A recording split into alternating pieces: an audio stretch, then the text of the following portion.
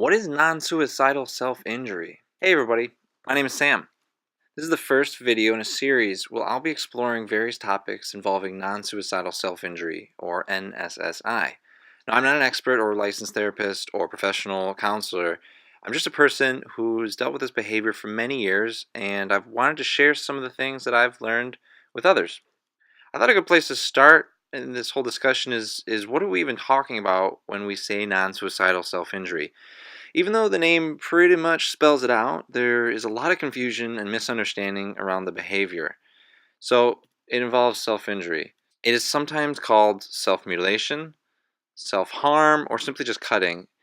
This is when an individual intentionally inflicts physical harm upon themselves. There are a lot of behaviors that fall into this category, but the most common are cutting, puncturing the skin, scratching, burning, ripping, pulling skin or hair, and self-bruising. As the name implies, this is explicitly non-suicidal behavior.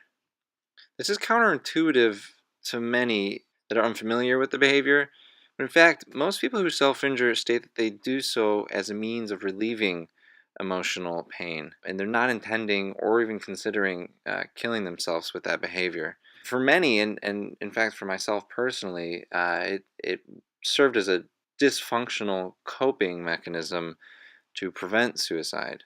I think it's also important here to identify some things that are not self-injuring behaviors. These are not hard and fast rules, but typically socially acceptable activities like working out or full contact sports that carry with them some amount of injury to self, or at least the risk of that, are not NSSI behaviors. Also, tattoos and piercings usually do not fit in the category unless they're done with the explicit intention of harming oneself.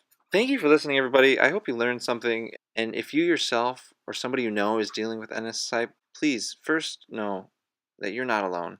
And I encourage you to seek professional help, whether that's through a therapist or even just calling one of the hotlines here. I'm glad you're here. And until next time, be loved.